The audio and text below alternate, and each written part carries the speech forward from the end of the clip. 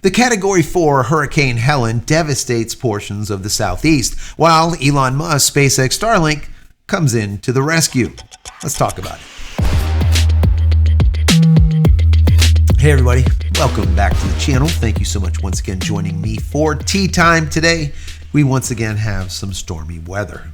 Still sick, guys. Still sick. I hope you're joining me with your cup of tea, maybe a cup of coffee, hanging out, talking tech, talking photo, talking video. Today is a technology day. We'll be talking about SpaceX, Starlink, Hurricane Helene, Category 4. It was crazy. Absolutely crazy.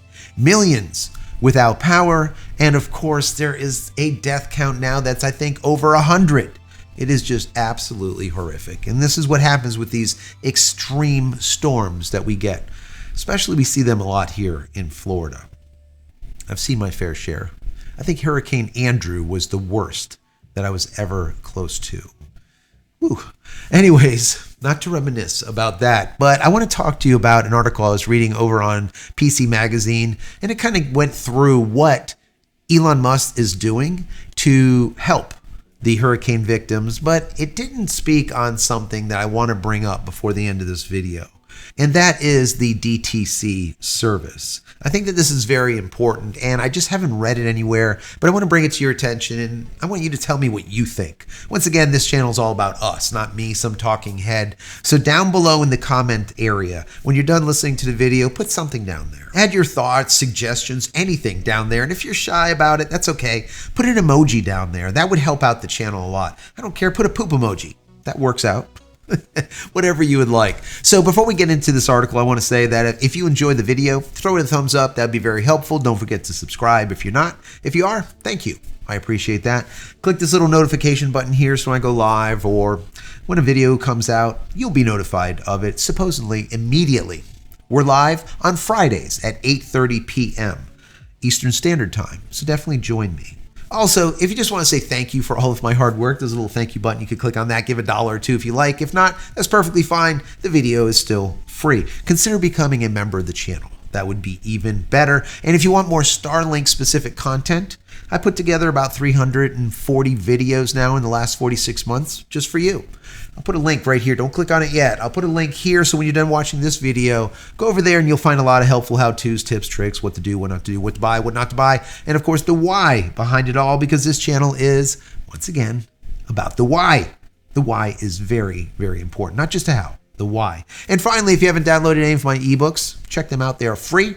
Go to JCristina.com/books. So now that the housekeeping is all done, let's jump right into this article. It starts out by saying, the effort to connect those affected by Hurricane Helene via Starlink turns political as Musk takes shots at the FCC for denying federal subsidies to SpaceX. We've talked about this in the past. That subsidy was like $886 million that they denied SpaceX. As a matter of fact, I may even talk about it a little bit in this video. I wasn't going to, but thinking about it, it kind of pisses me off. Yeah, maybe I'll talk about it. Anyways, it continues. The devastation from the Hurricane Helene has spotlighted Starlink and its ability to deliver high-speed internet to disaster zones. That's a fact. It's also given SpaceX CEO Elon Musk a way to slam the FCC for denying the company, there it is, $886 million in federal subsidies back in 2022. Elon Musk posted on X, contemptible political warfare. Musk said of the FCC in a tweet on Monday, "Stop saying tweet. We are not putting any type of messages on Twitter. Those messages were called tweets. When you put a message into X, it is considered a post, all right? It is not a tweet. It's not 140 characters. It is a post. It could be a video. It could be anything. Stop saying tweet." These people. Oh my God. I wonder if they do it on purpose or if they're just that stupid.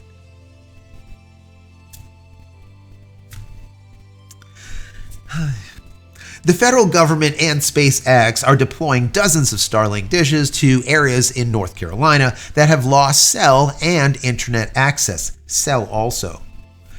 I'll tell you why that's important in just a second. The technology uses orbiting satellites instead of ground-based networks to deliver high-speed broadband in remote and underserved or unserved areas. Quote, Starlink has been an enormous help for those of us in Western North Carolina, one of the users wrote on Reddit. I've had several friends and family members come to my house to use it and be able to connect with others. Very, very important. It is a lifesaver. At the same time, the disaster prompted Elon Musk to bash the FCC for denying millions to fund SpaceX Starlink's connectivity in the U.S. rural areas. On Tuesday, Musk took another shot at the U.S. regulators, accusing them of forcing SpaceX to inflate the cost of Starlink. Quote, by the way, the price could be much less if the government didn't insist on so many crazy requirements that add no value, he alleged in a tweet. He alleged in a post on X. In 2022, the FCC denied the funding over doubts that SpaceX Starlink could supply fast enough speeds amid capacity constraints. But now, Musk supporters argue that thousands of hard-hit residents would have already received access to Starlink if the funding had been awarded. Musk agrees, and I agree. However, the FCC is pushing back against allegations it denied the funding to Starlink over political reasons. Quote, the FCC is an independent agency. Any notion that its decisions are politically motivated and not fact-based is false. Just stop.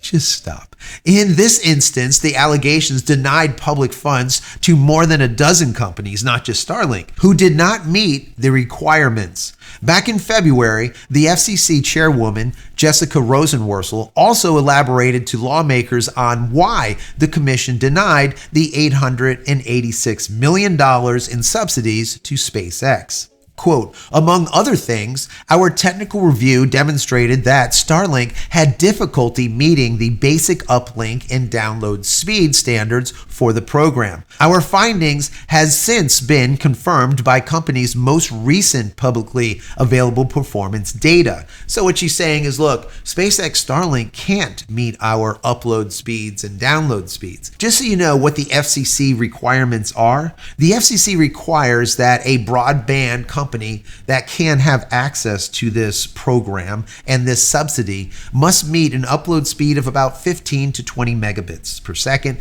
and a download speed of about 100 megabits per second. Now, anyone out there that is using SpaceX Starlink, are you currently getting speeds of more than 100 megabits down? I know I am. I'm getting like 200, sometimes 300. Are you getting more than 15 to 20 megabits up? Sometimes not, but for the most part, I'm getting about 20 to 25. Sometimes I'll see close to 30 megabits up. So are they able to meet this? I would have to say 70%, maybe 80% of us are getting upload speeds that are the requirement. Maybe even more at this point. And as we're seeing more and more of those version 2.0s out there, the version 2.0 minis, every time they are overhead, my download speeds are off the chart. I'm sitting there over 300 sometimes megabits down and over 25 to 30 megabits up. Once again, these are the newer satellites, and 50% of those satellites are new now up in LEO. About 3,000 plus of them are the version 2 minis. So more often than not, you're going to have one of the fast satellites overhead, and you're going to get those rates. But every once in a while, you might get an older satellite overhead, a version 1, let's say, and you're going to get slower speeds. That's the nature of the beast. All right. So I'll dig in a little bit deeper at the end of this article, but let's go ahead and finish this. It says, in the meantime, Musk is touting SpaceX Starlink's access in North Carolina to show his support for presidential candidate Donald Trump. Quote, earlier today, Donald Trump alerted me to additional people who needed SpaceX Starlink internet in North Carolina. We are sending them terminals right away. This is what he said on X on Monday. This came after Trump said that he talked to Elon Musk about sending SpaceX Starlink dishes to the area of North Carolina. Quote, we're going to try to get Starlink in as soon as possible. This is what Trump said. The White House says that it was preparing to send dozens of Starlink units to the state prior to Trump's remarks. Quote, 40 Starlink satellite systems are available to help with first responders communications, and an additional 140 Starlink kits are being shipped to assist with communication infrastructure restoration. This is what FEMA said. Last month, Trump said that he would appoint Musk to run a, quote, government efficiency commission if he wins re-election in November. Could you just imagine if Elon Musk ran a government efficiency commission? Holy shit. Could you imagine if he was to look at the FCC, the FAA, the CIA, all of the three-letter organizations with a fine-tooth comb like he did with Twitter when he tore the thing apart and he gave us the Twitter code where we were all speculating? It feels like there's some type of intervention going on. I feel like we're being suppressed and there's a certain narrative that's being pushed and everyone's like, no, that's conspiracy. And he's like, well, here's the code. Everyone could just read it. And we did. And what do we find? Yes, it was a conspiracy. It was true. The government was altering the narrative. They were suppressing things and then bringing things up to light that might not be factual. Simple as that. They showed it. It was just 100% in your face. There's no way to be able to change anything. Here's the damn code. It is in black and white. So now could you imagine if that same type of scrutiny went into all the other agencies? It would just, I don't even know. I don't know what they would do. There would be a flush. You know when Elon Musk brought the sink into the Twitter headquarters when he fired all of those people? Like 80% of the Twitter employees gone. Remember that? That's what would happen with the FCC, the FAA, all the rest of these agencies, regulatory bodies, right? It would just be a show. I would sit back with my popcorn and just watch it. Yeah. So back to business here. The one thing that I didn't hear about in this article or any other article is DTC, which is direct to cell. And I think that this is a problem. And this is one of the problems that I have with like the FCC, for example. Now, if you guys don't know it, DTC or direct to cell is the ability of taking your phone, right? An unmodified phone, doesn't matter what it is, Android or Apple, take that phone, put it up to your ear and make a phone call, but use a satellite eventually. But for now, you'd be able to use that phone to do emergency text messaging. And then eventually you'll be able to do video calls and everything else and use it as regular data. But for now, texting will be available with T-Mobile and Starlink, the combination of the two. There was that handshake that happened. Anyone that has T-Mobile will be able to use that service by the end of the year. Now, that is because the FCC is not allowing it to go forward until the end of the year. That's if they approve it by the end of the year. Supposedly they will. But in a situation like this, where you're seeing that you have an infrastructure failure, there is no power. When there's no power, what does that mean? That means not only are you getting no light, but you're also getting no cell, because those cell towers require power. And unless they are diesel backed up, which most of them aren't, you're going to get no communication at all. So even if you do get those Starlink satellites and they are working, you still need to power them. But guess what? You don't need much power to power this. And this could be your lifesaver. So why in the hell did the FCC didn't say, you know what?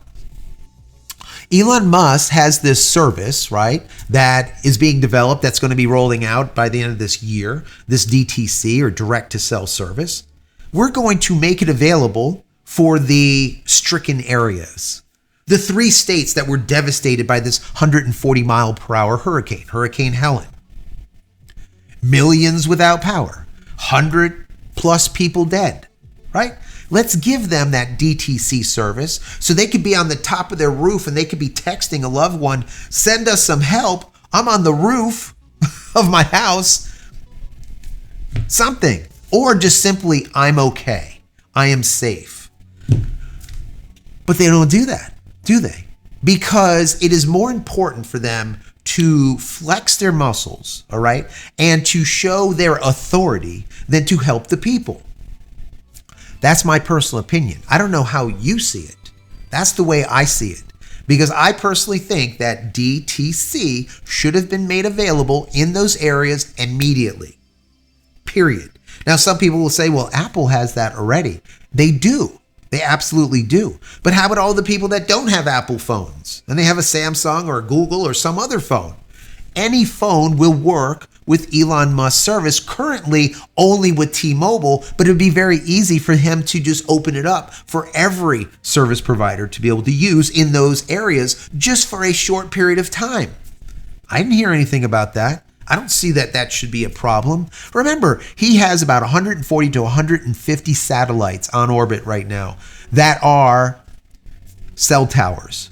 They are these satellites that have been converted, let's say, that have eNode Bs built into them. If you don't know, an eNode B is basically a means of turning a satellite into a cell tower. It is what's doing that communication back and forth, similar to a cell tower. But instead of your cell tower being 3 miles away, the cell tower is on orbit at 530 kilometers.